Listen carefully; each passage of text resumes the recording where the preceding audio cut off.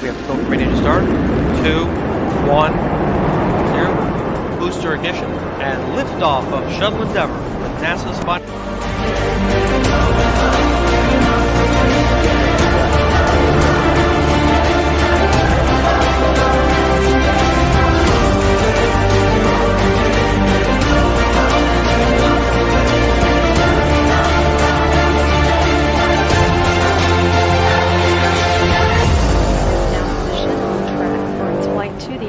Space Station.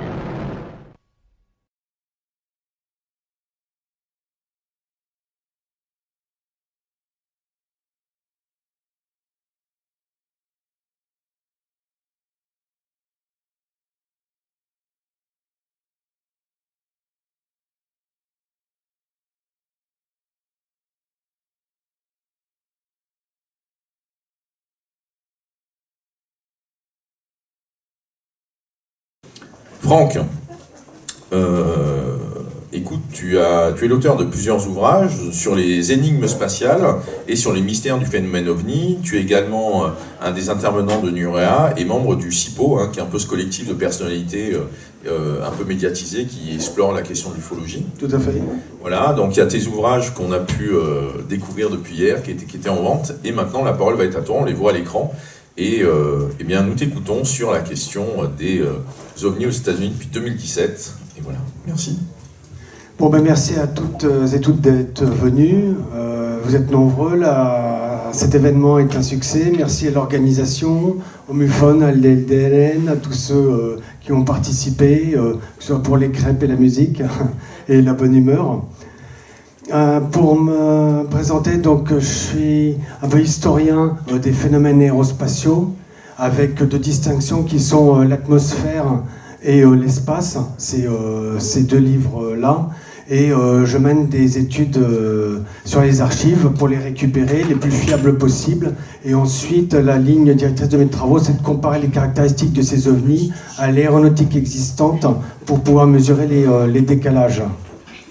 Et donc là, aujourd'hui, je vais vous parler des ovnis depuis 2017, parce que depuis cette date, donc il y a énormément d'informations qui viennent des États-Unis, et ça part dans tous les sens, c'est ce que tout le monde dit. Donc on donne de l'information, de la désinformation, des dossiers authentiques, mais aussi des canulars. Il y a du journalisme sérieux, mais aussi du sensationnalisme. Donc le but de ma présentation est d'essayer de décrypter tout ça, de faire du fact-checking pour voir ce qui est vrai, ce qui est faux.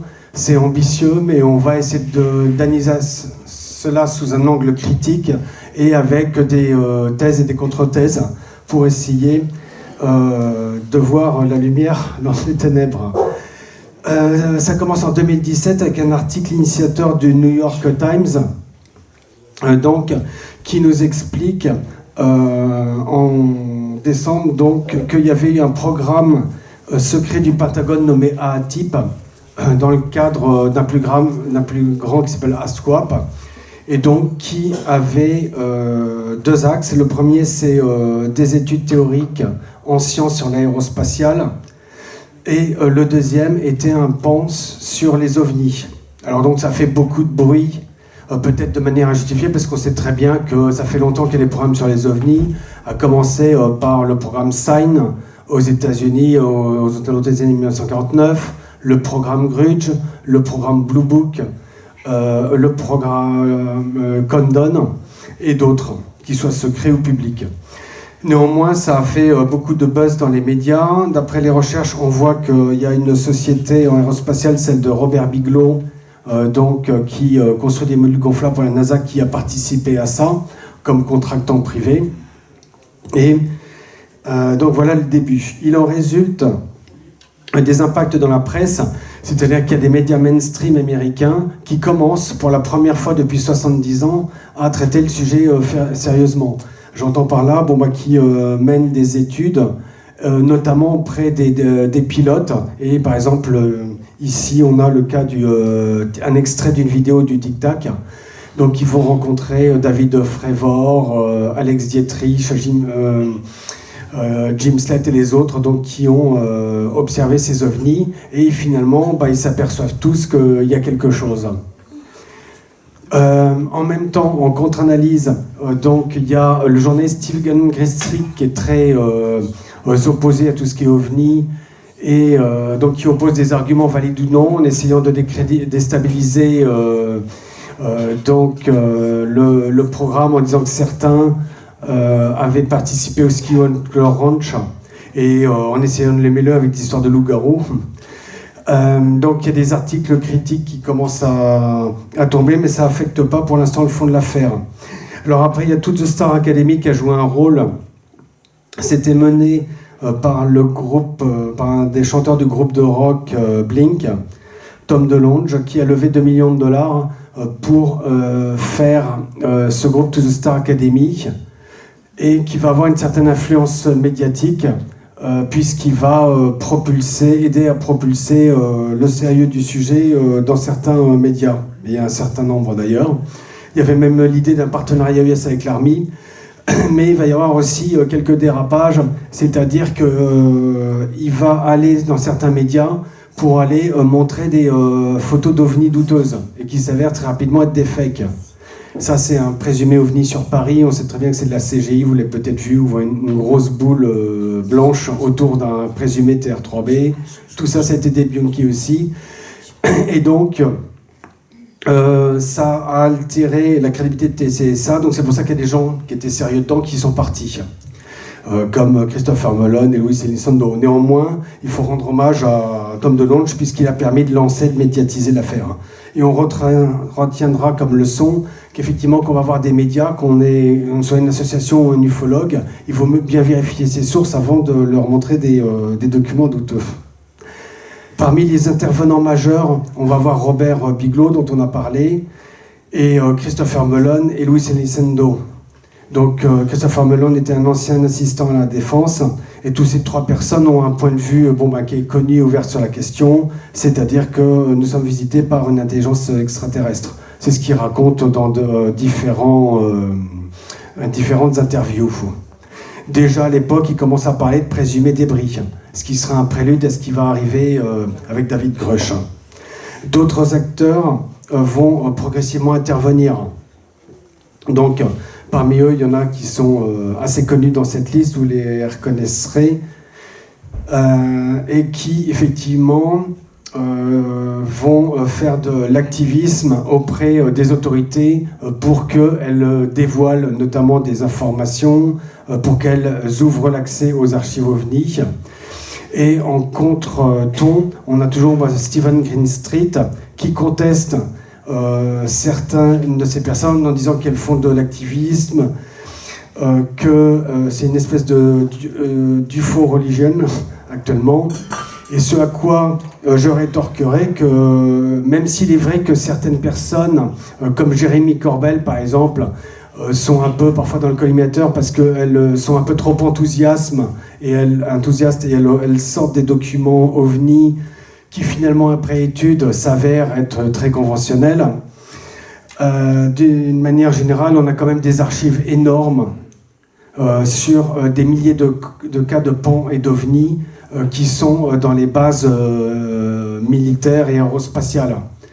L'historique OVNI, dès 1947, c'est 850 cas pendant la vague de cet été aux États-Unis qui sont répertoriés dans les rapports de Ted Blocher, des articles de presse qui font mention de disques volants et de sphères volantes non identifiées qui se déplacent à des vitesses phénoménales pour l'époque. Et il y a des incursions sur des bases militaires, il y a le cas de Kenneth Arnold, 40 pilotes rien que pour cette année. Donc on a de quoi faire concernant les sources. Parallèlement à ce début de déclassification, peut-être même de divulgation, il y a des pilotes qui vont commencer à parler, et notamment sur le cas du Nimitz. l'USS Nimitz. Alors pour rappel, c'est un groupe aéronaval qui en général comprend un porte-avions et d'autres navires et sous-marins de défense aux alentours. Quand un groupe aéronaval se déplace, s'il y a des pirates dans le coin, en général ils se tiennent tranquilles parce qu'il y a énormément de vaisseaux armés, de missiles et d'avions. Et malgré tout ce périmètre quand même qui est militairement très bien tenu, eh bien, en novembre 2004, les radars de ce groupe aéronaval, et notamment de l'USS Princeton, vont commencer à repérer des anomalies qui apparaissent à grande altitude, 24 km par exemple de hauteur, des groupes d'engins inconnus qui sont capables de faire du vol stationnaire, de voler à des vitesses très lentes, c'est-à-dire 100-200 km/h, c'est-à-dire en dessous de la portance normale d'un avion, mais aussi de faire des accélérations fulgurantes et des chutes brutales d'altitude avec des vitesses moyennes de 39 000 km. Donc ils recalibrent leur radar pensant que c'est des bugs du système, mais les anomalies persistent. Et le 14 novembre 2004, ils repèrent encore des anomalies. On envoie un premier avion sur zone, là c'est une vue d'artiste, qui va repérer cette turbulence. C'est le colonel Kurt. Et ensuite, on envoie donc deux autres pilotes, donc deux avions qui comprennent chacun pilote et copilote. Donc il y avait David Fravor, Jim Slate, la pilote Alex Dietrich, et ils vont approcher le tic-tac. Fravor commence une amorce de descente vers le tic-tac qui tout d'un coup fait un tour autour de l'avion et se déplace vers l'avion. Les pilotes étaient effrayés, d'ailleurs ils l'ont dit à la radio, parce qu'effectivement quand on voit un objet non conventionnel comme ça, sans ailes, sans tuyère, sans système d'échappement, à part ces deux petits appendices là, qui est capable d'aller dans toutes les directions instantanément, bon effectivement ça n'a rien de normal, c'est très inquiétant. Et ensuite, cet objet va partir à toute vitesse, en à peine une fraction de seconde, il va se rendre vers un endroit qui s'appelle Cap Point. Et Cap Point, c'était l'endroit où il était prévu que les pilotes s'entraînent pendant la journée pour aller faire des exercices militaires. Donc une question se pose, comment est-ce que cet ovni peut se rendre à cet endroit qui était tenu secret ? Comme s'il avait pénétré un peu les systèmes ou par prescience, peut-être, il l'avait su. Donc après, troisième phase, c'est le pilote Chad Underwood qui va sur place, cette fois-ci avec une caméra Atflir qui va enregistrer ça. Mais ça, ce qui est intéressant de savoir, parce qu'on se demande souvent où sont les véritables vidéos d'OVNI. Eh bien là, cette version-là, c'est une version qui a été expurgée, dégradée en qualité et donnée au public. La véritable version, elle dure 9 à 10 minutes et elle a tourné sur le groupe USS Nimitz pendant 24 heures. Ça, c'est dans le document de la coalition scientifique SCU qu'on a pu le savoir. Et parmi ces 18 personnes, il y a les radaristes et techniciens du Princeton qui ont constaté les données radar. Et par exemple, les données radar, on avait par exemple un objet qui apparaît à 80 000 pieds et qui chute à 20 000 pieds en 0,78 secondes. C'est comme en gros si un avion de ligne à 10 km de hauteur, comme ils sont généralement, en moins d'une seconde, il va se mettre au ras du sol et rester en vol stationnaire. Donc ça vous donne une idée, la SCU calcule que ça correspondrait à prendre un choc de 12 000 G. Sachant que 12 000 G, c'est 1000 fois plus qu'un pilote peut encaisser. Voilà, donc là il y a les caractéristiques comparées du tic-tac par rapport à un F-18 Hornet. Donc ce cas fait beaucoup de bruit, il est très bien documenté parce qu'on a à la fois différents pilotes qui sont allés sur place, donc en 3 vagues. On a les témoins qui étaient sur les jumelles, enfin qui utilisaient les jumelles sur le pont des navires. On a les enregistrements infrarouges. Et on a des caractéristiques de vol qui correspondent à rien de connu, qui sont résumées ici. Ça s'appelle un cumul d'impossibilités. C'est-à-dire qu'on a des vitesses improbables, des résistances inexplicables, des formes atypiques et qui ne correspondent à rien. Et ça va être un point commun sur beaucoup d'ovnis depuis 70 ans. C'est-à-dire qu'ils ne vont pas uniquement plus vite que les avions, mais en termes de forme, de performance, de manœuvre, rien ne peut être expliqué. Par exemple, si je prends les records mondiaux, on parlait de vitesse de 39 000 km/h. Le vol habité le plus rapide au monde, c'est celui-ci, 7200 km/h. On n'a jamais battu ce record, parce qu'au-delà, il y a le mur de chaleur qui peut faire fondre tous les éléments. Plus on va vite, plus la chaleur environnante augmente et ça fait fondre tous les matériaux classiques. Ensuite, ce qui est très curieux dans le cas du Nimitz, c'est que 2 jours après, il y avait un test de la NASA d'un drone hyper rapide qui a volé à 11 000 km/h. C'était un record mondial. Donc c'est très curieux qu'il y ait un ovni qui 2 jours avant vienne faire des démonstrations comme ça à côté d'un groupe aéronaval, comme s'il avait préscience de ce test. On fera remarquer que même si là, ce drone a fait exploser un record du monde, il est quand même au moins 3 fois inférieur à celui de l'OVNI du Nimitz. C'est un record du monde de vitesse d'un drone, mais dans des conditions très particulières. Et de toute façon, à chaque fois que ça a été fait à plus de 20 000 km/h, on les a perdus au bout de 9 minutes, c'est devenu incontrôlable. Ce qui est très curieux dans les ovnis, et c'est une caractéristique qui date depuis leur observation, au moins depuis la Seconde Guerre mondiale, c'est qu'ils sont capables de faire du vol stationnaire, des accélérations fulgurantes.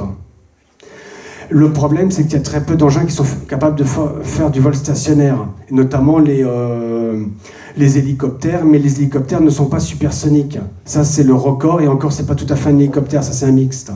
Mais sinon, c'est à peu près 500 km/h. Aucun avion à hélice ni hélicoptère ne peut passer le mur du son. Et pourtant, on a des ovnis donc, qui sont capables de passer de vitesse 0 à Mach 1 quasiment instantanément.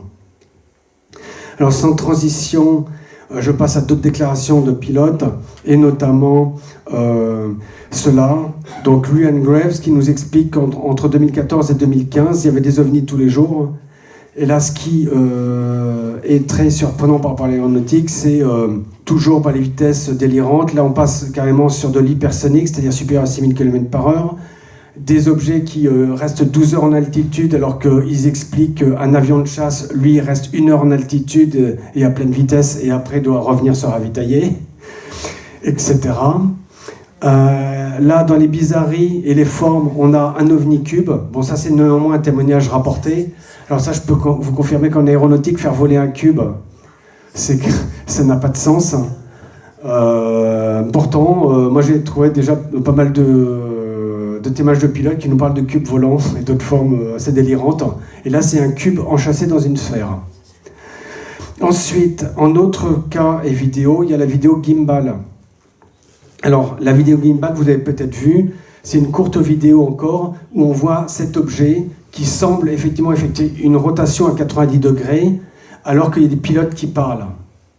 Actuellement, j'ai vu des émissions qui étaient animées par des ufologues qui étaient sceptiques ou des zététiciens qui concluaient que c'était un problème de caméra. Et cette hypothèse pose déjà un problème de base, hein, c'est-à-dire que les pilotes parlent et il y en a un qui dit « it's rotating ». Donc ça tourne, et il y en a un autre qui dit « il y en a toute une flotte ». Alors pourquoi est-ce que sur la vidéo on n'en voit qu'un seul ? C'est pas très logique. Et ils sont en train de progresser contre un vent à 220 km/h. Donc c'est un objet qui doit avoir un bon moteur quand même pour faire ça. Et c'est Ian Graves, le pilote, qui nous donne l'explication. Dans cette vidéo datant de 2022, il nous explique que lui, il a vu la véritable vidéo, la vidéo longue et originale. Donc on est encore sur un cas de vidéo qui a été tronquée, enfin la partie qui a été versée au public, parce qu'on n'y voit qu'une partie et c'était recentré. Et effectivement, il nous explique que lui, il a vu dans la véritable vidéo, il y avait une flotte comme ça derrière, d'objets, de 4 à 6 objets qui ont une caractéristique particulière, c'est qu'ils ont basculé de manière synchronisée. Et ça, c'est une caractéristique qui est typique des intelligences artificielles. Actuellement, ça, on sait le faire avec des drones, quand ils sont mus par IA. Mais ça, on sait le faire que depuis une dizaine d'années. Pourtant, dès 1947, si vous prenez le témoignage de Kenneth Arnold, il avait dit qu'il avait vu une lignée de 9 objets, un en forme de croissant et 9 en forme de disque, qui eux aussi basculaient sur la tranche simultanément. Et pourtant, à l'époque, il n'y avait pas d'ordinateur embarqué sur les avions et surtout pas d'intelligence artificielle. Donc c'est pour ça une des thèses sur les ovnis et de dire que c'est des IA. Bon, sans transition, parce qu'on a beaucoup de sujets à voir, je passe aux OANI. Donc, Ça, vous pourrez voir avec Sylvain Matisse, qui est présent dans la salle, puisque c'est le spécialiste français. Je ne présenterai qu'une slide dessus pour parler du contre-amiral Gallaudet, qui a fait un travail remarqué. Donc, ce rapport, Sous la surface, qui incite le gouvernement américain à travailler plus sur les ovnis et surtout sur les OANI. Parce qu'il le dit clairement, il redoute qu'il y ait une intelligence qui se cache dans le fond des océans. Il précise que les fonds des océans sont très majoritairement inexplorés, surtout à très basse profondeur. Dans les fosses abyssales de 11 000 mètres, on n'y allait que quelques fois, avec des bathyscaphes par exemple, mais sinon, la plupart du temps, il y a très peu d'exploration et beaucoup de phénomènes inexpliqués. Un exemple ici, une torpille qui, a priori, s'est fait avaler par quelque chose de bizarre qui remontait des profondeurs. Donc voilà pour les OANI. Celui-là aussi pourrait être considéré presque comme un OANI. Et ça, c'est pour illustrer un nouveau point, c'est que depuis 2017, il y a des coalitions scientifiques qui interviennent sur les ovnis. Et là, vous avez la Scientific Coalition for UAP Studies, qui envoie une lettre à 18 sénateurs. Bon, ça c'est une chose, mais ils sont réputés aussi pour leurs très fines et très longues analyses techniques de cas. Et ça, on peut les télécharger librement. La SCU, alors vous l'avez peut-être vu, celui-là, c'est en 2013, Puerto Rico, un avion militaire, un bombardier, qui filme ça. Donc on voit un petit point comme ça qui avance a priori très vite par rapport au paysage. Et tout d'un coup, il va se dédoubler. Ça arrive dans les chroniques ufologiques, on a des objets qui se séparent en plusieurs ou qui se dédoublent. Mais là, cette fois-ci, c'est sur vidéo. Et des analystes ont dit, ça doit être des lanternes thaïlandaises. Alors, c'est pas très crédible pour la raison suivante. C'est-à-dire que quand on voit la vidéo, déjà, on voit très bien que l'objet, ou les deux objets avancent très rapidement. Alors on nous répond, ça peut être un effet d'illusion, de parallaxe, etc.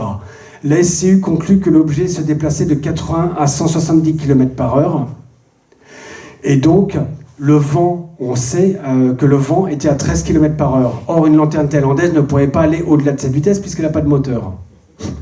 Donc ça, c'est la première objection. Après, ils ont dit, oui, ça doit être une double lanterne thaïlandaise, reliée par un fil. Donc ça veut dire que la première se cacherait derrière l'autre, et puis après qu'elle déciderait de réapparaître. Donc tout ça, c'est pas crédible. Le coup de la lanterne thaïlandaise, on l'a déjà fait à plusieurs reprises. Voilà ce qu'il en est. Il faut savoir que cet objet, à un moment, semble pénétrer dans l'eau, mais sans décélérer. Et là, c'est encore une caractéristique hallucinante. Donc, si vous voulez en savoir plus, vous pouvez télécharger le rapport de l'SCU. Alors, nouveau rapport de l'SCU, cette fois-ci sur le nucléaire.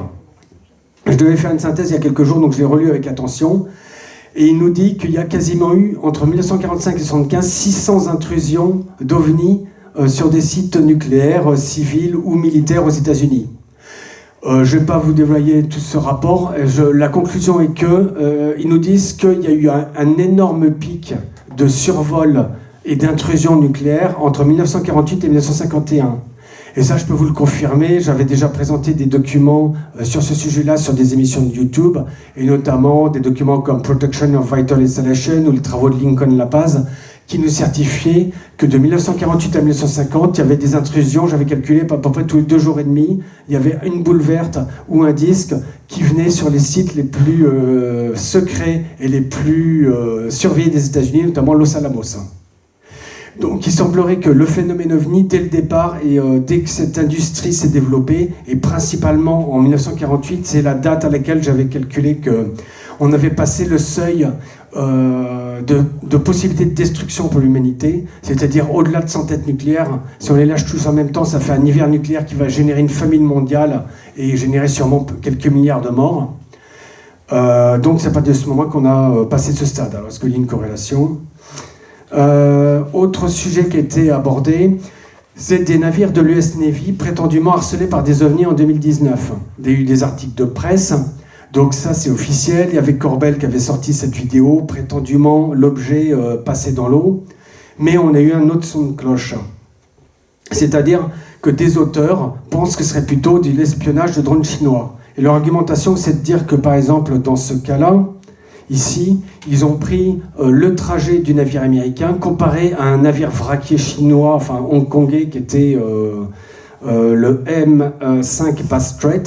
Et à ce moment-là, de ce navire chinois ont été projetés des drones qui ont carrément été survoler le navire militaire américain. Alors ça m'étonne un peu, ils sont un peu gonflés quand même de la part des Chinois de faire ça en territoire américain, mais a priori c'est vrai pour celui-là. Donc il y en a plein à vérifier des comme ça, mais oui c'est possible dans certains cas. Autre sujet, des hauts responsables militaires et politiques s'expriment depuis 2017 et reconnaissent la réalité du phénomène UAP-OVNI. Donc, il y a Barack Obama qui s'en était moqué il y a quelques années, mais cette fois-ci, interviewé en 2021, ce qui est vrai, je suis sérieux là-dessus, c'est qu'il y a bien des enregistrements et des images d'objets qu'on ne peut pas formellement identifier. Il faut savoir que c'était Trump qui avait lancé le bureau, qui avait demandé et exigé qu'il y ait un bureau d'études des ovnis, qui s'est d'abord appelé UAPTF, AOIMG et maintenant AARO. Ensuite, Bill Clinton, il est un peu plus prudent, mais il ne dénie pas les faits. Ensuite, il y avait Harry Reid, qui a été à l'origine du programme AATIP, c'est un sénateur, des responsables politiques américains comme Marco Rubio, et des responsables du renseignement qui vont nous faire quelques révélations à venir. Donc j'y passe. Donc on se demande toujours où sont les véritables photos d'OVNI. Alors ça, c'est une partie de la réponse. C'est-à-dire que les documents les plus intéressants au niveau militaire sont toujours classés secret défense. Donc voilà les preuves. Donc l'ex numéro 1 du renseignement, donc aux États-Unis, John Ratcliffe, nous dit qu'il y a beaucoup plus d'observations que ce qui était rendu public et que c'était enregistré par des capteurs, notamment par des images satellites. Ça, c'était sa propre déclaration. Et les satellites espions, ça date pas d'aujourd'hui, hein. Donc ça date des années 1960. En fin de compte, dès qu'on a développé les premiers satellites à partir du Sputnik 1957, dès les années suivantes, il y avait des satellites espions, donc des images d'OVNI donnaient avoir un sacré paquet. Des politiciens qui nous disent qu'ils ont vu je crois, 14 vidéos transmises à leur groupe d'études, tellement époustouflantes qu'elles ressemblaient à des films de science-fiction. Genre, par exemple, des disques volants qui allaient à 3 mètres des caméras des avions, ou des triangles qui sortaient de l'eau. Bon, ça, c'est leur propre déclaration. Ici, l'US Navy confirme des quasi-collisions. Je vous le montrerai à la source plus tard. John Greenwald demande une déclassification de ces vidéos de quasi-collisions entre des avions et des ovnis. On lui refuse, sous prétexte de secret défense. Et c'était la même chose avant. Et sinon, il y a aussi des entreprises privées qui s'occupent de faire de la recherche indépendante, ce qui, à mon avis, est l'avenir de l'ufologie s'il y a trop de blocage. Alors donc après, on a les premières audiences. Donc ici, une des premières depuis le projet Blue Book. Donc on reçoit des responsables du Pentagone et du renseignement naval au Congrès pour qui s'expliquent. Curieux, ils nous montrent 2 vidéos d'OVNI, pas les meilleures parce qu'au bout de quelques jours, elles sont débunkées. Ce qui est étonnant. Là, il y a le logiciel IPACO qui pense avoir détecté des fils sur ce ballon, enfin ce qui semble être un ballon, et ça c'est un effet bokeh. Donc il y avait bien un objet là, mais en fin de compte, en passant dans le système de la caméra, ça l'a déformé en triangle. Donc en fin de compte, on soupçonne déjà de ne pas nous montrer les réelles vidéos, en référence à celles que j'ai montrées précédemment. Très rapidement, donc là c'est le synthèse de ce premier congrès en 2022. On le considère comme des phénomènes physiques. C'est là qu'il y a l'origine des quasi-collisions. Alors il y a un auteur qui s'appelle Richard Haynes, qui est du NARCAP et qui est spécialisé là-dedans. Lui, il en a des catalogues de plusieurs dizaines de quasi-collisions. Un quasi-collision, c'est un ovni qui fonce vers un avion, devant ou derrière, et qui au dernier moment va l'éviter. Comme si c'était une manœuvre d'intimidation. Et ça, on en a beaucoup en réserve. Le cas de Bariloche en 1995, par exemple, en Argentine. Ça peut être des ovnis qui collent des avions, qui viennent se mettre à droite et à gauche, parfois en les encerclant, même à droite, à gauche et devant, à très courte distance. Et ça, je vous en parlerai dans quelques mois, puisque je vais faire des publications sur un grand pilote OVNI. Je pourrais vous en servir un catalogue bien fourni. Ça veut dire que l'intelligence qui fait ça maîtrise parfaitement ce qu'elle fait. Parce que quelqu'un qui s'amuserait, 2 avions qui s'amuseraient à faire ça, il y a la moindre erreur, c'est la collision, et tous les 2 félissent dans ce cercueil. Donc on a ces quasi-collisions. Ça, c'est aussi un souhait, un vœu pieux de déstigmatiser le sujet. Mais c'est vrai que les autorités se sont moquées, et les médias se sont moqués des témoins depuis 70 ans. Mais là, ils annoncent faire l'effort, tout comme la NASA, de déstigmatiser. Ok. Et ça, il va falloir s'y habituer. Le Pentagone ne confirme pas une origine extraterrestre des aliens, mais ne l'exclut pas non plus. Et cette position va durer, c'est-à-dire qu'à même de nos jours, c'est la même rengaine.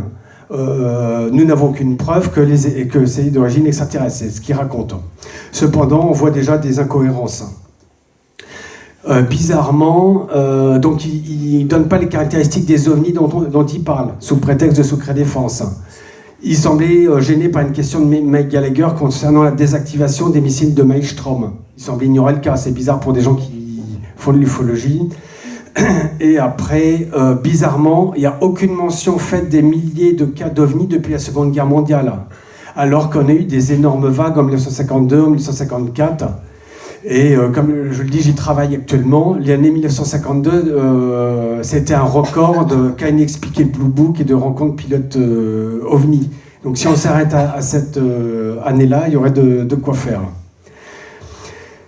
Sean Kirkpatrick, le directeur de la HARO, est mis un peu en difficulté par Kirsten Gillibrand qui lui demande l'avancée des travaux. Oui, parce qu'une autre critique de la HARO est qu'il ne fait pas son travail. C'est-à-dire qu'il ne nous donne pas... Si les ovnis ne sont pas d'origine extraterrestre, quelle en est l'origine? On n'a pas la réponse. Donc voilà. La NASA s'y met aussi. Donc des premiers congrès, mai 2023... pas grand-chose à dire, toujours le même langage, comme si c'était entendu. Donc là, ils affichent la volonté de déstigmatiser. En commun avec la HARO, donc la HARO a étudié actuellement 800 cas, dont 2,5 à 5% classés ou considérés comme inexpliqués, un peu comme les stats du GEPAN en France, qui lui est à 3%, 3,3% de mémoire. Et il ne valide toujours pas l'hypothèse extraterrestre. Il nous présente ça a l'air d'être expliqué, et ça inexpliqué, une sphère au Moyen-Orient. Donc rien de particulier au niveau de la NASA, et elle vient de lancer une application pour smartphone depuis quelques temps là, pour l'aider à faire ses travaux. Alors ce qui est curieux dans les interventions de la NASA, c'est qu'elle dit qu'elle n'a pas assez de moyens, qu'il n'y a rien d'inexpliqué. Par contre, dans ses propres archives, on trouve des cas inexpliqués. La mission STS-48, là c'est un recomposé, mais on voit un objet comme ça qui avance dans la vidéo. Tout d'un coup, il y a un faisceau comme ça qui part, probablement de la Terre, à moins que ce soit une confusion avec une étoile filante. L'objet semble marquer un temps d'arrêt et il part, semble-t-il, en accélérant dans cette direction. Il y a eu des hypothèses. Soit ce sont des poussières de glace qui ont été projetées, repoussées par les tuyères de la navette spatiale américaine. Ça, c'est la thèse de James Edward Oberg, un scientifique de la NASA. Mais à contrario, un autre scientifique de la NASA, M. Carlotto, lui pense que c'est un objet inconnu qui va accélérer ici entre 700 000 et 1 400 000 km/h. Donc il y aurait moyen de les différencier. Parce que je me suis intéressé à ce dossier, j'ai même contacté l'ingénieur Oberg, et je lui ai dit, vous donnez la chronologie des moteurs, de la poussée des moteurs fusées, mais moi je ne peux pas le corroborer parce que je n'ai pas la chronologie des voix et des communications qui sont audibles dans cette vidéo. Et donc comme l'émission est classifiée, on ne peut pas le vérifier, pour l'instant, l'une ou l'autre. Mais le jour où on aura les communications audio de la mission STS-48, on pourra le vérifier en moins de 10 minutes. Ensuite, vidéo très curieuse, mission de la navette spatiale américaine STS-80. Là, vous avez des objets qui se réunissent ici, dans l'espace, qui convergent, et puis après, donc qui divergent, qui repartent dans des directions différentes. Ça, c'est pas possible dans l'espace, de manière naturelle. Un objet dans l'espace va toujours dans la même direction, tant qu'il n'a pas de poussée ou de pression extérieure, telle que la gravitation ou des percussions. Là, ici, il y a des objets anormaux qui apparaissent dans cette mission STS-63. Là, ça, c'est des clichés qui ont été pris par des astronautes, d'espèces d'ovnis en forme de lobe. Et là aussi, mission STS-114, on a un objet qui apparaît là, il fait une boucle comme ça, il semble décélérer et après il accélère. Donc on a plein des vidéos comme ça, et bizarrement, la NASA n'y fait pas allusion. Alors ensuite, il y a le gros dossier de Grush. Grush qui nous dit en 2023 que le gouvernement américain détiendrait des véhicules intacts et partiellement intacts ainsi que des corps. Alors, en octobre ou septembre 2023, j'ai fait une émission sur Nuréa qui s'appelle Crash d'OVNI, Made in Réalité. Et j'avais dit, en fonction des éléments que nous avons, moi je ne peux pas dire si Grush dit la vérité, ou je ne peux pas dire s'il ment, puisque je ne peux pas vérifier ces informations.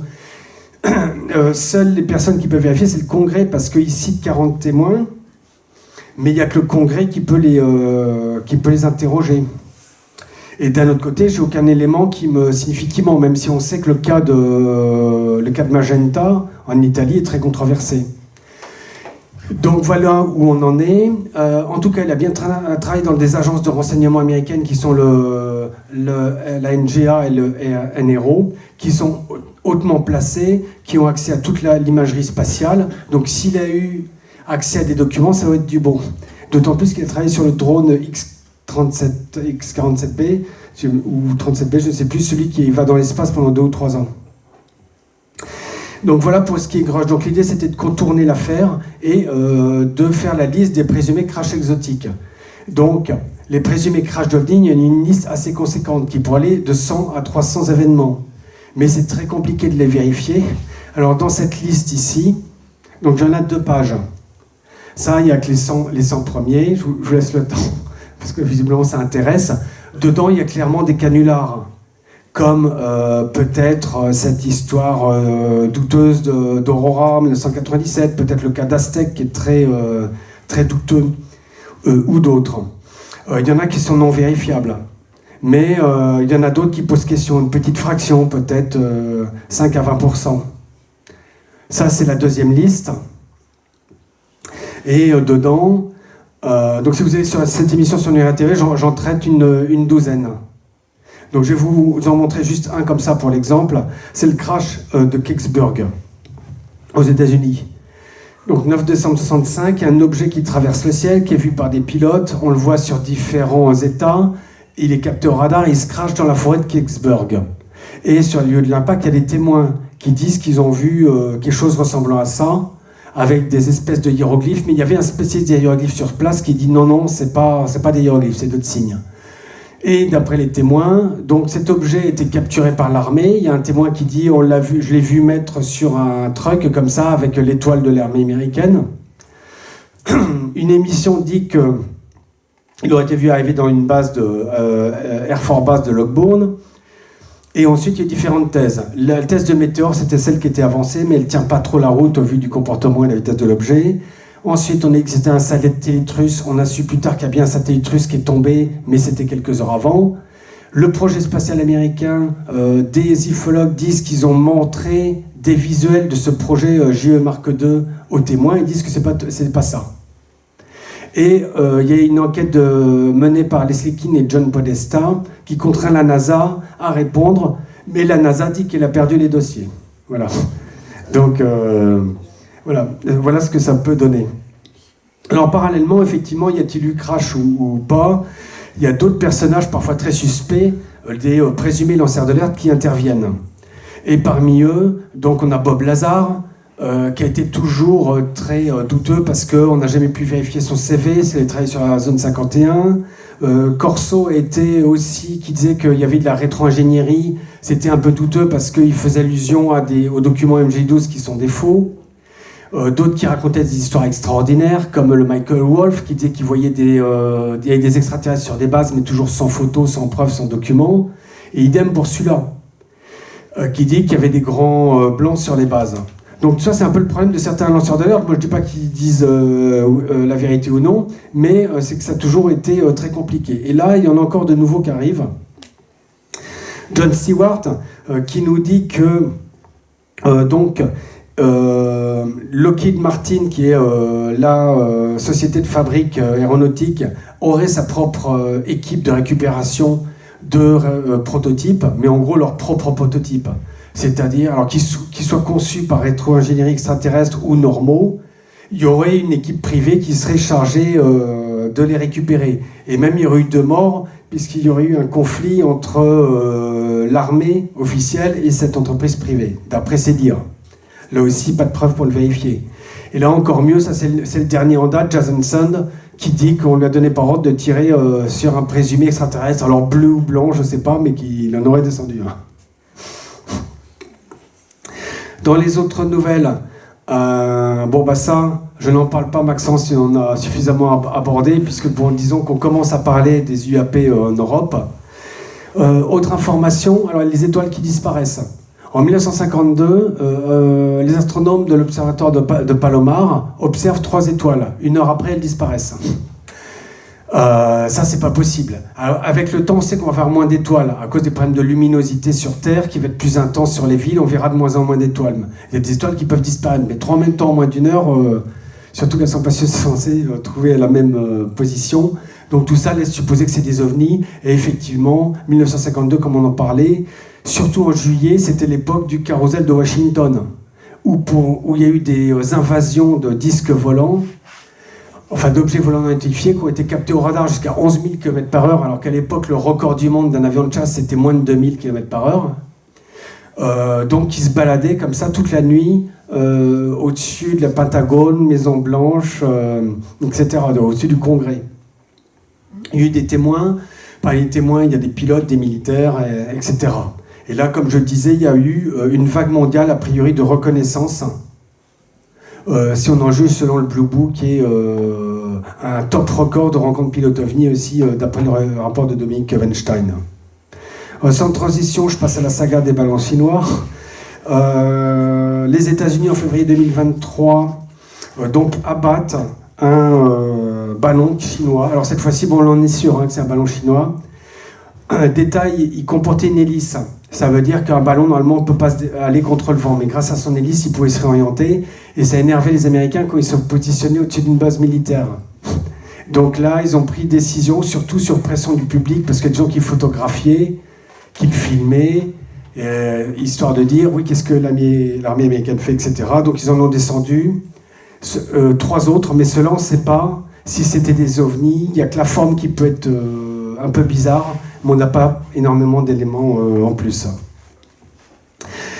Et dernièrement, l'AARO, donc le bureau d'études officielles du Pentagone, déclare en avoir aucune preuve de l'origine extraterrestre. Donc on voit bien que c'est un disque rayé, donc que ce soit la NASA ou l'AARO qui répète ça depuis le début. Mais tout ça, c'est incompatible. C'est incompatible avec les milliers de rapports civils, militaires, oniriques et spatiaux. Alors, j'ai pas le temps de vous les présenter. De toute façon, il faudrait plusieurs heures pour refaire toute l'historique des pilotes ovnis. Je vais vous faire une synthèse de toutes les caractéristiques ovnis qui sont inexplicables depuis la Seconde Guerre mondiale. Alors, dès 1947, par exemple, on avait majoritairement aux États-Unis des sphères et des soucoupes. Or ça, c'est des formes qu'on n'arrive pas à faire voler. La soucoupe volante, on a bien fait des soucoupes volantes avec des hélices ou des turbines, mais elles ne dépassent pas 200 km/h. Il y a peut-être le grand requin blanc, qui est un modèle qu'on a vu sur un salon chinois qui volerait à 650 km/h, mais on n'a jamais officiellement construit un disque volant supersonique qui passe Mach 1. Et pourtant, c'est ce qu'on voyait dès 1947, sans compter tout le reste. Alors après, changement de forme, disparition. Les ovnis géants, là. Aujourd'hui, Marc Saint-Germain, on a présenté un qui fait potentiellement 540 mètres. Bon, il y en a d'autres comme ça. Il y a l'affaire de Phoenix aux États-Unis. Il y a le projecteur de Norwood en 1949 où on a des objets qui font 500 mètres, 1000 mètres, peut-être 2000 mètres. On a le pilote Rebauer qu'on a vu en 2007, etc. Ça, c'est un grand classique. Ça aussi, il faudrait plusieurs dizaines de réacteurs nucléaires pour faire ça. Il n'y a pas d'explosion, des manœuvres à effet inexplicables dès 1947, des virages à pleine vitesse, des trajectoires en feuilles mortes ou en pendule, des rotations, etc. Le silence, même en 2024, on n'arrive pas à produire un avion de chasse silencieux. On a un nouveau qui va sortir là, qui vont réduire les émissions sonores par 2 peut-être sur les banques soniques. Mais on n'a pas réussi à faire l'équivalent de ce qu'on constatait dans les années 1950. Et voilà, et toutes les autres caractéristiques inexplicables, et ça date depuis les années 50. Donc voilà un peu pour un résumé extrêmement rapide de ce qui se passe aux États-Unis, mais maintenant il faut que je mette en garde sur aussi des tentatives d'exploitation de ces phénomènes. C'est-à-dire que 10 minutes. 10 minutes d'exposé. Ouais, et après, discussion avec le public. Très bien. Bon, ça suffira. Donc vous avez vu qu'il y avait des informations sérieuses sur le phénomène OVNI. On se demande s'il y a des divulgations qui vont sortir, il y a des pilotes qui parlent, mais comme c'est un classique dans toutes les grandes vagues d'OVNI depuis les airships en 1896 aux États-Unis, dès qu'on parle d'OVNI dans des médias, il y a des gens qui essaient d'en tirer parti pour des théories fumeuses. Et c'est pour ça qu'une des troisièmes spécialisations est la démystification des canulars. Donc je m'y attache depuis depuis au moins 1 an, et je fais des émissions pour démystifier des affaires douteuses. Alors, à commencer par celle-ci. Alors ça, c'est ce qu'on appelle les super falaises. Je ne sais pas si vous connaissez les histoires de Corey Goode, ça vous dit quelque chose? Bon, c'est quelqu'un qui dit qu'il a été un super soldat, donc qu'il était embauché dans les programmes spatiaux secrets extraterrestres. Et il y a un autre auteur qui s'appelle William Bean Tompkins, qui est spécialiste de ça, qui affirme sérieusement qu'il y avait des extraterrestres reptiliens qui sont alliés aux nazis pendant la Seconde Guerre mondiale, qu'il y avait des bases secrètes en Antarctique. Mais tout ça, ça repose sur rien, parce qu'il ne présente aucune preuve. C'est que c'est selon des espions, dont il ne cite pas les noms, etc. Donc là, j'ai fait une émission de 2 heures pour apporter la contradiction là-dessus. Et vous devez entendre en ce moment parler des Super Soldiers. Bon, en fin de compte, cette histoire des Super Soldiers, c'est Corey Goode qui l'a inventé. Et il a lui-même, en 2022, avoué qu'il l'avait inventé. Il a été interviewé par un journaliste qui a poussé la contradiction et qui lui a demandé, mais est-ce que vous êtes vraiment sûr? Et là, il dit, je ne suis plus tout à fait sûr, je pense que c'est une partie de souvenirs et d'inventions, etc. Je cherche à protéger mes droits d'auteur, etc. Donc, voilà. Voilà ces ouvrages. Et après, il y en a certains qui ont vu cette émission que j'avais fait animer sur Mosan? Oui? Bon. Alors, on a dû la retirer temporairement, parce qu'actuellement, sur les momies de Nazca, il y a, à chaque fois, j'ai fait quelques émissions, bien que je sois très courtois dans mes émissions, et que je ne cite pas l'explorateur péruvien bien connu, ça fait 4 fois qu'il essaie de faire sauter mes vidéos. Donc oui, Thierry Jamin lance à chaque fois des strikes pour essayer de faire disparaître mes vidéos sur YouTube dès que j'en fais une. Donc ce que je vais vous montrer ce soir, c'est des documents qui ne figurent pas sur YouTube.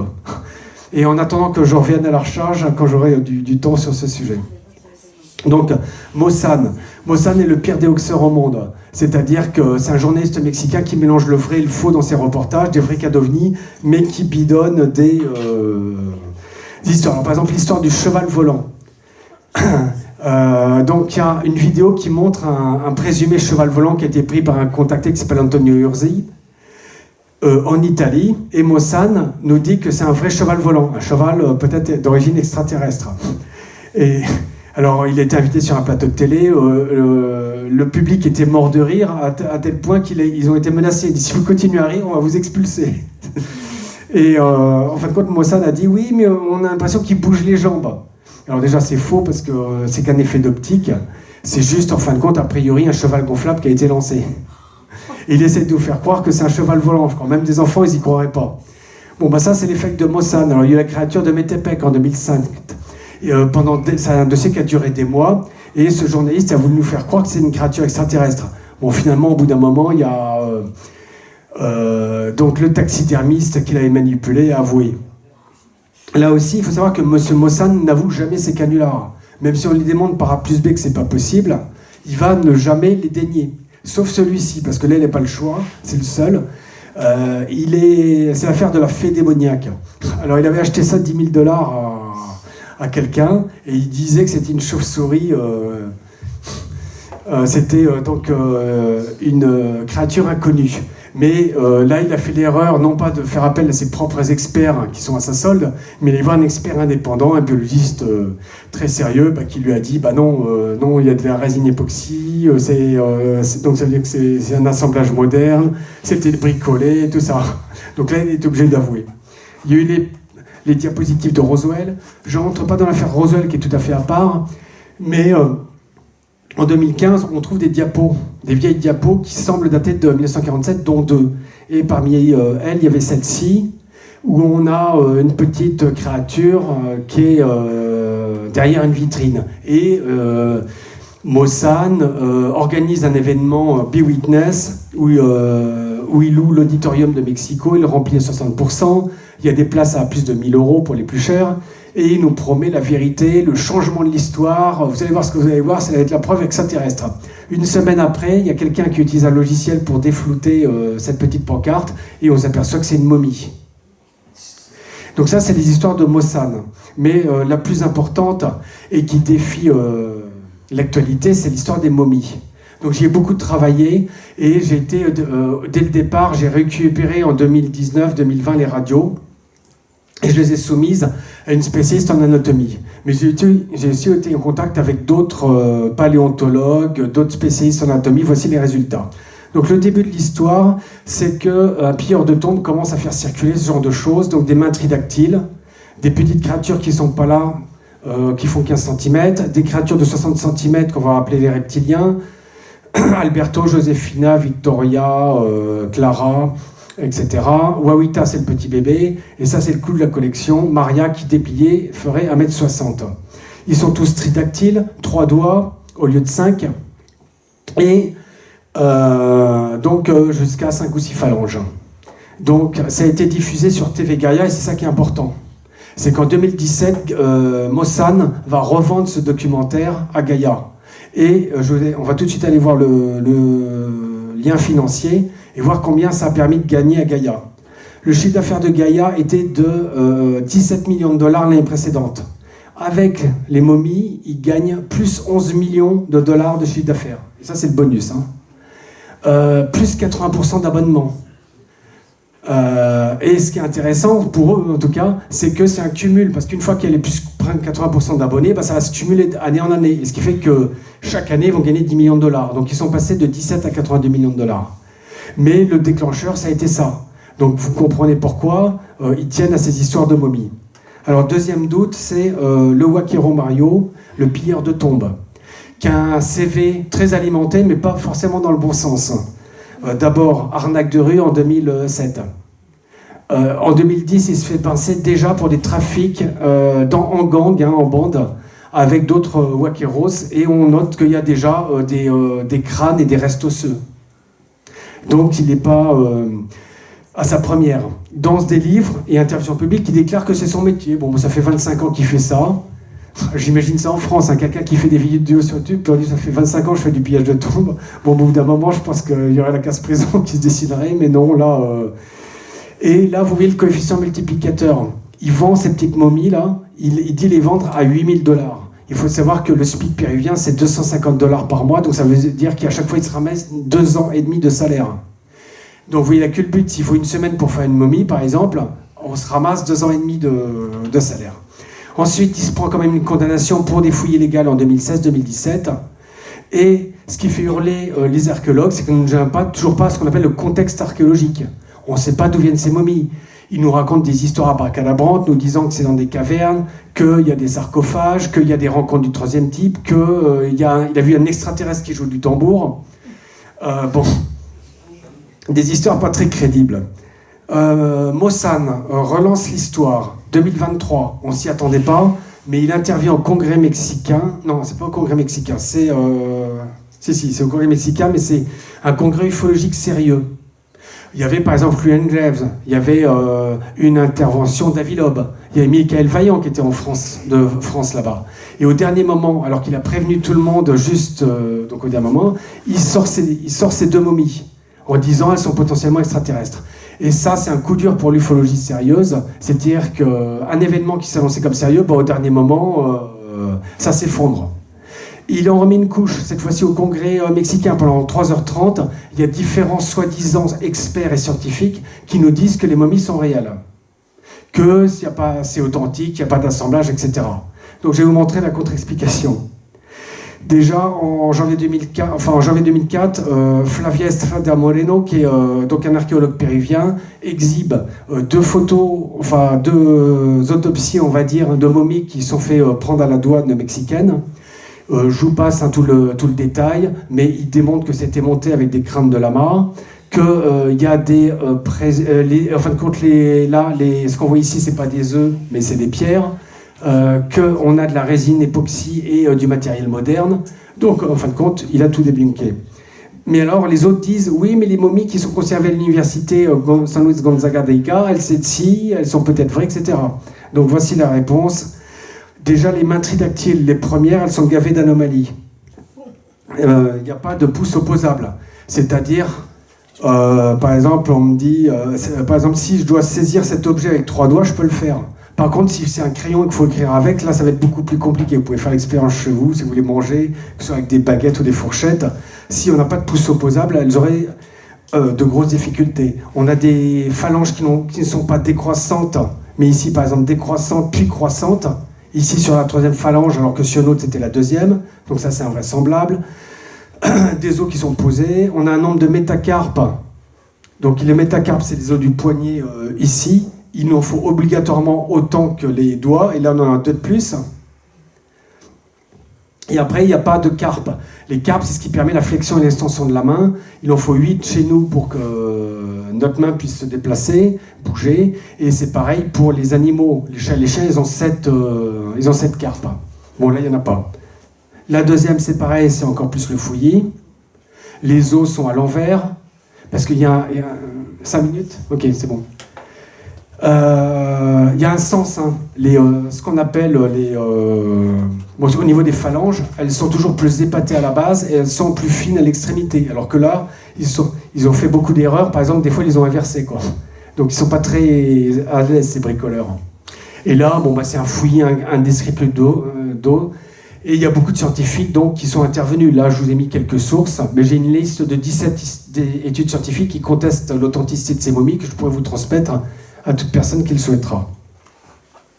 Concernant les créatures moyennes, ici, beaucoup de scientifiques ont déterminé que les créatures moyennes, donc, qui sont par exemple Josefina, Luisa Alberto, Victoria et Clara, c'est la nouvelle momie de Mossane, eh bien, elles ont été constituées à la base de crânes de lama qui ont été inversés et modifiés. Et c'est pas uniquement des Européens qui disent ça, parce qu'à un moment on dit que c'était un match entre l'Europe du Sud, enfin l'Amérique du Sud contre l'Europe. Pas du tout, parce qu'il y a des Chypriotes, des Mexicains, des Péruviens qui font cette constatation.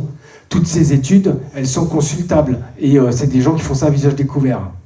Et en France, je vous conseille de voir celle-ci, là, Examen des tomographies des momies de Nazca par Julien Benoît, donc qui démontre qu'en fin de compte, comme les signes frontaux sont à l'arrière du crâne, comme le nerf optique. Le nerf optique, il est derrière l'œil, quoi. Il n'est pas censé se situer à l'arrière du crâne.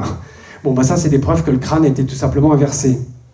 Et là, je vous les passe rapidement. On va passer maintenant à une preuve qui est décisive, justement sur ces 5 modèles.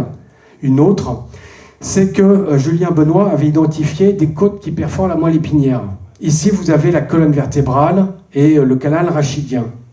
Et là où j'ai mis les flèches bleues, vous voyez des crochets. Alors là, c'est particulièrement visible. On a 2 crochets qui perforent la moelle épinière. Et ça veut dire tout simplement que toute créature vivante dont la moelle épinière est perforée, elle serait paralysée. Et ça, il n'y a pas besoin d'avoir un doctorat en ostéologie pour le savoir. Et pourtant, c'est la même chose sur toutes les créatures, et c'est extrêmement visible. Alors, les autres ont répondu, oui, mais il ne doit pas avoir les bonnes radios. Il ne doit pas avoir les bonnes photos. Très bien, on relève le challenge, donc on va les regarder sur d'autres radios. Et là, cette fois-ci, c'est plus un Français, mais c'est Flavio Estrada Moreno, donc l'archéologue péruvien, qui lui aussi repère indépendamment, à la même date, et sur d'autres radios, la même chose. Nous avons donc des côtes qui perforent la moelle épinière. Tiens, au passage, il a débunké aussi toutes les petites incohérences sur les petites créatures de 15 cm, y compris des matériaux modèles. On en parlait avec quelqu'un hier. Il me demandait, est-ce qu'on trouve des matériaux modernes ? Sur cela, oui. Donc, continuons sur cette histoire de côte qui perforent la moelle épinière. Eh bien, notre journaliste mexicain Jaime Mossane, en septembre 2023, va à donc une clinique de Lima, de Mexico, avec ses propres experts, mais aussi les techniciens de la clinique, et on fait une analyse en direct. Et là, il y a 30 minutes de présentation, et au bout de 2 minutes, ça y est, ça commence d'analyse. Il y a les techniciens de la clinique qui disent, et ils insistent là-dessus, il y a encore des côtes ici, là, qui perfore le canal rachidien. Ils insistent bien, ils disent c'est pas possible, parce que la créature n'y survivrait pas. Donc cette fois-ci, c'est bien la preuve, puisque c'est Mossad qui a amené lui-même cette créature. Donc là, on ne va pas parler de fausses photos, de fausses radios, de faux experts, etc. Parce que, et alors il donne une explication, c'est peut-être un trauma, mais c'est pas possible. Ici, vous avez la colonne vertébrale d'un être humain. Donc les côtes sont rattachées à la colonne. Donc pour qu'elle traverse la colonne, il faudrait que par exemple il y ait un trauma à gauche et à droite, si on veut que ça se fasse en même temps. Mais là, c'est sur à chaque fois, c'est sur différents endroits. Donc ça peut pas être un accident. Et dernière vérification, cette fois-ci encore avec un autre expert, donc c'est Pérez Faustino, qui lui, encore sur une autre radio, donc repère toujours ces côtes qui perforent les moelles épinières. Et il insiste bien, ça ne peut pas être un accident. Donc voilà les preuves que ces momies, cette catégorie est assemblée. Alors vous me direz, il y a Maria. Là, je reviens à Julien Benoît, qui semble avoir trouvé la preuve définitive. Ben, c'est simple, sur la main gauche de Maria, il y a 5 tendons et il y a 3 doigts. Donc il y a 2 tendons de trop. Donc c'est la preuve de la mutilation. Pendant le congrès mexicain, des gens, les spécialistes de Mossad, entre guillemets, nous disaient oui, mais Maria a un gros cerveau, il fait 1950 cm3. Et puis un manque de bol, 2 ans plus tôt, non pardon, 5 ans plus tôt, qu'un radiologue l'avait mesuré à 1650 et un Français vient de le refaire à 1350. Donc il n'y a rien, il y a des chiffres complètement contradictoires comme d'habitude, et dans tous les cas, ça reste dans la norme humaine parce qu'un cerveau humain va entre 1000 et 2000 cm3. Donc là encore, c'est des histoires. Et quant à l'ADN, on a des résultats qui vont de 2% jusqu'à 99% d'ADN humain. Donc voilà, ça vous donne une idée de ça. Et ça, c'est pareil sur la main droite. On a toujours ce problème de tendon et d'os, et un os qui prouve qu'effectivement, un os surnuméraire qui prouve qu'il y avait donc bien 5 doigts. Voilà, j'ai terminé sur ce sujet.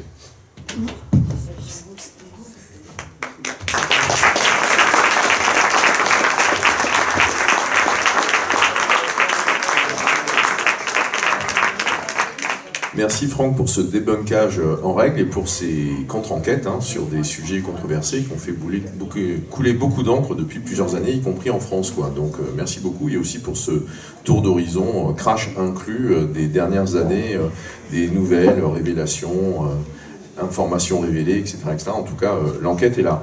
Question. Au fond, oui. 2, 3, ok. On va commencer par la ligne du fond et on remonte.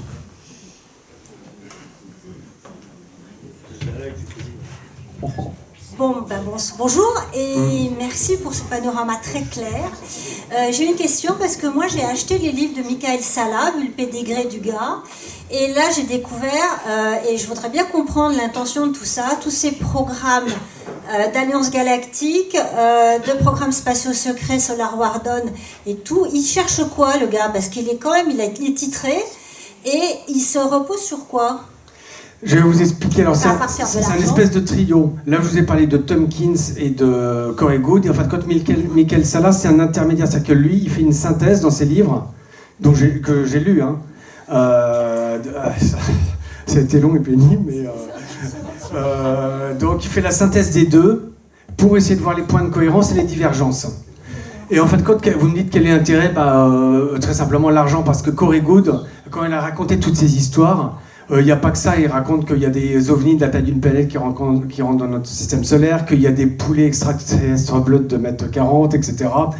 Et il faut savoir qu'il a un partenariat avec Gaïa aussi. Et donc il est rémunéré à chaque fois qu'il faisait des interviews sur Gaïa parce qu'ils se sont brouillés. Mais sinon, quand il fait une conférence, Corey Goode, c'est 10 à 15 000 $. Hein, voilà. 10 à 15 000 $. Donc effectivement, il a tout à fait intérêt à alimenter l'histoire. Et le dernier épisode de Corey Goode, c'est que effectivement, il considère son œuvre comme une propriété intellectuelle. Il se plaint parce qu'on essaie de lui piquer. Donc il y a des histoires de droits d'auteur et des histoires d'argent. Ces gens-là, c'est que pour l'argent. Sauf peut-être William Tompkins. Je me demande si c'est pas de la folie ou de la désinformation. Je peux pas vous dire, mais en tout cas, Corey Goode, c'est ça. Et après, pour les nouvelles business des galaxies, c'est autre chose. Moi, je peux vous parler que de l'ancien. Le nouveau, je ne me suis pas penché, j'ai d'autres sujets plus intéressants. Merci. Autre question? Levez la main, s'il vous plaît, que je puisse vous repérer. Voilà, merci. seconde question. Merci. Pour revenir sur l'exposé, la première partie, sur les rapports, vous avez fait la démonstration par le rapport de 2017 aux États-Unis. Qu'en est-il actuellement du rapport Cometa en France, qui a débuté bien avant? Parce que là, on n'a pas parlé, maintenant c'est le statu quo total. Est-ce que vous pouvez faire une ouverture là-dessus? Oui, le rapport de Cometa a été publié en 1999 et il était remis, bien que ce ne soit pas un rapport demandé par le gouvernement, il était remis à Lionel Jospin. Ensuite, il a eu forcément un bon accueil, il n'a pas été médiatisé. Et les seules médiatisations qu'il y a eu, c'est le Canard enchaîné, Libération, c'est des mauvais articles qui s'en moquaient, qui le prenaient sur le ton du ridicule. Et il y a eu le hors-série VSD. Et il y a eu le hors-série VSD. Et par contre, à l'étranger, il y a eu bon accueil. Tout le monde dit nul n'est prophète en son pays, mais en tout cas, il était très salué à l'étranger. Il est toujours salué comme une référence par Leslie Kean, par exemple. Et il est toujours d'actualité. Sauf si, bien sûr, entre-temps, entre 1999, il y a l'intelligence artificielle, il y a des nouveaux systèmes d'armement, il y a d'autres explorations spatiales, mais sur son argumentation qui est de dire les caractéristiques de ces ovnis sont tellement décalées qu'elles peuvent pas être d'origine humaine, ben c'est ce qu'on a vu dans le tableau des caractéristiques. Et ils ont entièrement raison, c'est-à-dire que chaque caractéristique que je vous ai citée, on pourrait passer 2 heures, rien que pour une seule, à l'argumenter. Que ce soit la vitesse, si vous voulez faire les formes triangulaires, ou si vous voulez faire les objets qui se séparent, ou les objets géants, il y a de quoi tenir facilement une émission sur chaque. Donc voilà, si j'ai répondu à la question. Merci Franck. Une autre question? Oui. Une autre là, très bien. Bonjour, j'aurais aimé savoir pourquoi vous avez parlé de Thierry Jamin, qu'il était en train de mettre vos vidéos sur YouTube en porte-à-faux. Où est la relation avec les momies, certainement? Je vais vous l'exposer. Vous avez vu à peu près le déroulé que j'ai fait sur les momies, là. Bon, ça reste tout à fait légal, poli et courtois. J'ai insulté personne et j'ai pas cité Monsieur Jamin quand j'en ai parlé, en tout cas. Et bien sur ce genre de mission qui est à peu près similaire, qui était avec ou sans visuel, à chaque fois, il en a envoyé ce qu'on appelle un strike, c'est-à-dire une demande d'atteinte au droit d'auteur, parce que sur 80 photos que j'ai utilisées, il y en avait une, bien que j'ai mis les crédits, qui lui appartenait. Donc c'est un prétexte fallacieux, parce qu'on ne fait pas intervenir une vidéo sur laquelle on cite personne, c'est justement pour couper toute critique.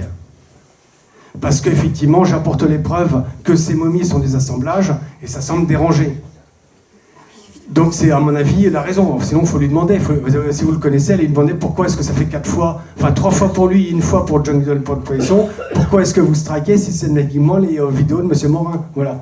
Et puis il vous donnera la réponse. Mais en tout cas, ce qui va continuer, c'est qu'évidemment, je ne laisserai pas ce genre de choses passer. Bon, là, j'ai un peu d'autres choses à faire sur l'aéronautique, mais dans quelques mois, il est possible que je revienne sur les momies. Et à chaque fois qu'il y aura une vidéo qui sera strikée, ça veut dire que vous avez l'assurance qu'il y en a une autre qui va revenir et qui sera peut-être plus incisive. Il y a une autre question ici. Tout d'abord, merci pour l'organisation de l'événement. C'est vraiment super d'avoir pu organiser ces 2 jours-là. C'est hyper intéressant. Moi, je voulais poser une question par rapport à David Grudge, par rapport aux révélations qu'il a fait l'année dernière. On n'en entend plus parler. Moi, je voulais savoir si, déjà, est-ce que c'était des vraies révélations qu'on attendait? Est-ce que beaucoup de choses ont été dites est-ce que ce sont des révélations extraordinaires, comme si on les savait déjà depuis longtemps, mais qu'on les attendait? Et est-ce que ça a eu une grande influence, et quelles vont être est-ce que ça va avoir une influence sur notre futur? Est-ce qu'on tient compte des révélations de David Grudge? Je ne sais pas si je suis claire, mais... Oui. Bon, j'illustre ça avec ce que j'ai mis en optionnel sur Roswell. Effectivement, Roswell fait partie des cas très bataillés. Là, il y a 2 slides. Ici, bon, c'est la première partie. Je vous laisse le lien prendre en photo si vous voulez. Grudge nous dit qu'il y a eu des crashs, au moins une dizaine de crashs extraterrestres. C'est tout à fait possible. Parce que, par exemple, si je prends Roswell, là, je vous passerai, une fois que c'est pris en photo, je vous passerai la deuxième, qui montre les zones d'ombre aussi. Là, ça c'est la version officielle. Donc c'est tout à fait possible qu'il y ait des crashs dès 1947, même peut-être avant. Et ça serait lourd de conséquences, parce que ça veut dire qu'on a du matériel exotique depuis plus de 70 ans, qu'il y a peut-être eu de la rétro-ingénierie, plus réapplication. Le problème, c'est les vérifications. Il est un peu plus crédible que Bob Lazar, parce qu'on peut vérifier, mais là, actuellement, on a des doutes, parce que a priori, il n'a pas été à un rendez-vous là, en haut, avec Kirsten Gillibrand. On se pose des questions, mais on ne peut rien vérifier sur l'affaire de Grudge. Donc, je pense qu'il faut contourner le sujet et aller faire ses propres enquêtes sur les cas de présumés crash. Et effectivement, on s'attend à des révélations. Alors, des révélations pourraient venir par des classifications de vidéos, ou alors des militaires qui sortent ça sous le manteau. Peut-être par des insiders, s'ils arrivent à prouver leur dire, s'ils ont vraiment tiré sur des extraterrestres, comme le disait Johnson, ou ces affaires de crash.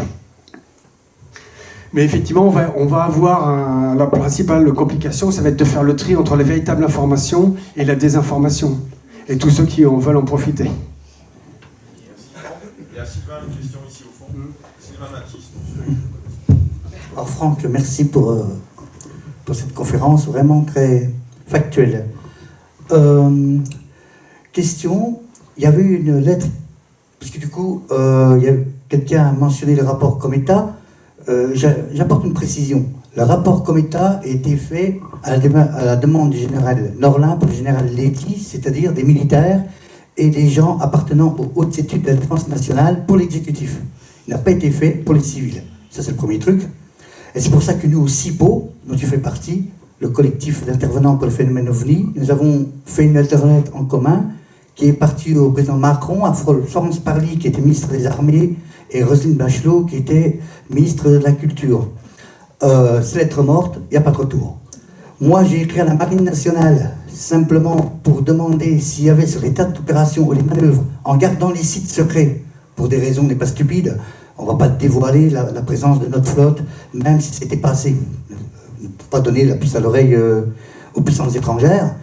J'ai envoyé un courrier recommandé, et avant cela, pour avoir l'adresse, j'avais téléphoné au ministère de la Défense à Paris. J'ai eu quelqu'un qui m'a dit il faut traiter avec la Marine nationale, voici le numéro de téléphone et l'adresse. J'ai envoyé le courrier en recommandé, lettre morte. Donc voilà. Et maintenant, la question, puisque peut-être que toi, on peut parfois croiser des informations. Il y avait une lettre qui avait été faite par le contre-amiral Pinon, amiral de S, qui est décédé depuis, et qui avait écrit au président Sarkozy, si tu te souviens, à Versailles en 2008. Et il y avait quelques membres avec lui, je ne sais plus les noms. J'ai pas eu de retour de ce courrier. Est-ce que tu en as eu, toi, de ton côté?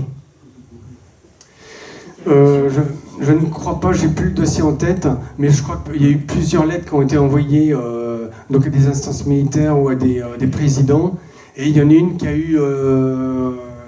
qui a permis après d'avoir des contacts avec la 3F Sigma aussi.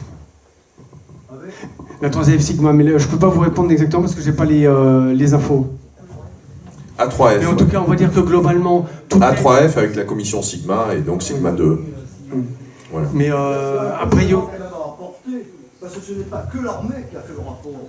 Il y a le secteur civil, des différents scientifiques de plusieurs directions qui ont participé à ce rapport. Donc ce qui est curieux dans le système, c'est qu'après, c'est passé une fois, je crois, ou deux fois à la télévision, quelques journaux en ont parlé, mais sur le plan politique, sur le plan gouvernemental, ça a été vite enterré. Donc nous rentrons toujours dans le domaine de l'obscur. Pas l'obscur par les témoins, pas l'obscur par certaines personnalités politiques et militaires qui sont là pour faire leur travail de fond vis-à-vis de la population, l'obscurantisme d'un certain niveau gouvernemental. Voilà. Par cela, je résume tout le problème. Et je dirais qu'en fin de compte, quand on parle de divulgation, il y a toujours des gens qui ont réussi à faire basculer l'affaire, c'est les pilotes. Par exemple, le premier pilote, Kenneth Arnold, c'est par la médiatisation de son cas qu'il y a vraiment une prise de conscience et que les autres journaux se sont intéressés. Et en 2017, c'est parce qu'il y a des pilotes comme Ryan Graves, David Fravor et autres qui sont allés témoigner à visage découvert dans les médias que ça a bougé. Donc, on connaît la méthode. Il faut qu'il y ait des pilotes donc, qui s'expriment, ou alors sinon des militaires haut gradés, donc peut-être comme M. Juillet en France du renseignement, donc qui interviennent et qui basculent des informations. Bon, c'est une des pistes. Hein. Oui, Jacqueline. Bonjour, Bonjour. Merci pour cette présentation. Et je voulais intervenir parce que du coup, moi je suis en études en histoire et en archéologie. Et ce qui me marque beaucoup dans, notamment les oppositions, vous avez parlé de Thierry Jamin et tout ça, c'est, au final, je retrouve les mêmes choses que dans les milieux académiques, c'est-à-dire des batailles d'ego, des batailles de reconnaissance, de place, de poste, et surtout aussi cette, d'avoir ce besoin aussi quand on est étudiant ou quand on est en recherche là-dessus, d'avoir ce besoin toujours de se référencer auprès de personnes qui, soi-disant, auraient la connaissance, auraient la source. Et du coup, je trouve que ça questionne un problème qui est plus large de pourquoi on ne pourrait pas se faire confiance plutôt en nous. Et donc moi, c'est dans mes recherches cette année, c'était beaucoup sur la déconstruction de la société moderne, la recherche absolue de la preuve, absolue de savoir qu'il faudrait que telle chose soit réellement visible, qu'en fait, il faudrait absolument... et que qui est tel exposé, tel livre, un ensemble de preuves pour qu'on puisse le prouver. Ce qu'on voit aujourd'hui, c'est que j'ai l'impression qu'on patauge un peu dans la semoule, c'est-à-dire que ça fait quand même des années et des années que tout ça s'est recensé. Et donc peut-être que aujourd'hui, le problème, il se situe au-delà, c'est peut-être un problème de conscience ou un problème d'enfermement dans un certain paradigme de pensée. Enfin voilà, c'est une réflexion qui... Ah oui, je reprends... ça, effectivement, il y a un truc que je n'ai pas précisé. Par exemple, faire ses propres recherches, c'est important. Parce que, par exemple, dans l'affaire des momies de Nazca, ça n'arrête pas de se dire non, c'est pas les bons experts, c'est pas les bonnes photos. Ce que j'avais oublié de dire, c'est qu'à propos de ces côtes qui perforent les moelles épinières, je voulais m'en apercevoir par moi-même. Donc, j'ai réussi à me procurer donc, les radios qui sont communes aux deux parties.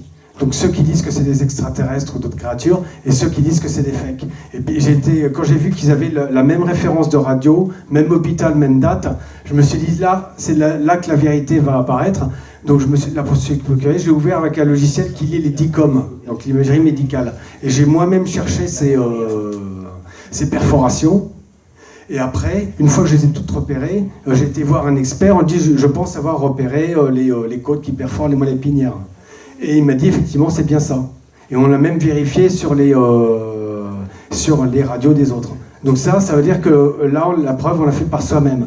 Et concernant le dossier des ovnis, je sais ce que je conseille aussi, à partir du moment qu'on voit qu'il y a des blocages gouvernementaux, des blocages médiatiques, eh bien c'est de chercher les dossiers qui vont démontrer que nous ne sommes pas face à des objets ou des phénomènes qui sont relatifs à l'aéronautique. C'est-à-dire aller chercher dans les rapports militaires anciens, et ils sont disponibles.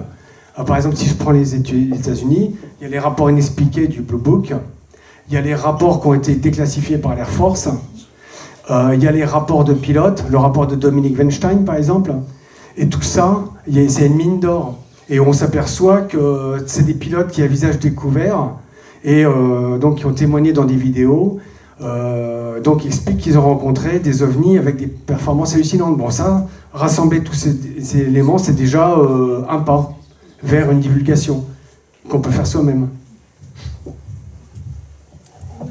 Et dernière question.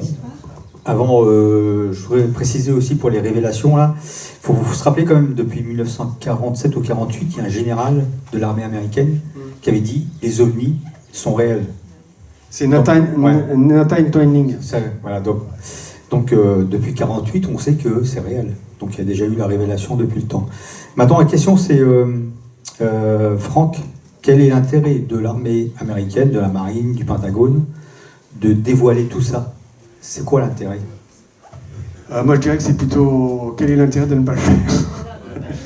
Alors l'intérêt de ne pas le faire, en 1952, il y avait ce qu'on appelle le rapport du Marshall Shadwell, qui disait clairement il vaut mieux cacher ces choses-là parce que pour deux raisons. Sécurité aérienne, c'est toujours pas bon pour une armée d'admettre que l'espace aérien est survolé par des objets insaisissables alors que c'est son boulot d'assurer la sécurité aérienne. On pourrait leur dire vous faites pas votre boulot.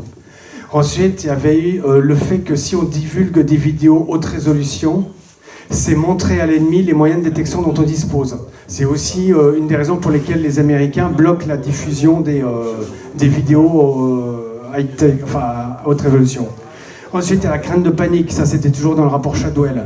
Il estime que si on révélait qu'il y avait des extraterrestres, une intelligence non humaine qui nous visite, ça pourrait générer un effet de panique.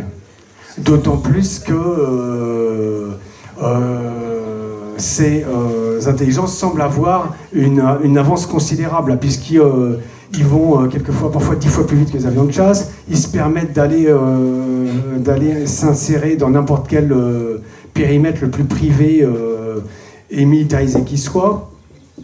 Et ils semblent être affectés par la physique. Donc tout ça, ça pourrait inquiéter. Oui, mais alors pourquoi ils se crachent? À la question du crash, c'est encore plus... Effectivement, ça c'est une bonne question parce qu'il y a des gens qui disent si il y a des crashs, on ne comprend pas parce que s'ils viennent d'une autre planète, ils devraient maîtriser tout ça. Et ils devraient être infaillibles.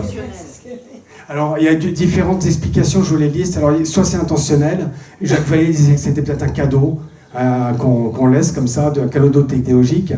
Après, si c'est des IA, est-ce qu'une IA peut bugger, je pense que ça peut arriver. Et il y a aussi le fait qu'ils pourraient être sensibles à certaines technologies terriennes, parce qu'il y a une rumeur qui dit qu'il y a certains radars qui déstabiliseraient les avions. Et aussi, d'autre part, si on arrive à identifier leur système de propulsion, qui a priori use de l'électromagnétisme, si on utilise des moyens pour dérégler l'électromagnétisme, ça peut les affecter. Et dans certains cas, il a été suspecté qu'il y ait des armes qui aient servi à descendre des ovnis. Donc voilà toutes les explications qui ont été avancées pour répondre à cette histoire de crash. Mais je ne saurais y répondre exactement. Et sur les réseaux dont on parlait, il y a aussi du coup en rapport avec ces crashs la rétro-ingénierie. Oui, il y a aussi la rétro-ingénierie, puis il y a tout un univers d'information et de désinformation, et puis après j'arrête, qui dit que par exemple si une nation récupère vraiment des débris extraterrestres et arrive à les comprendre et à les développer, il faut absolument que les autres ne le sachent pas.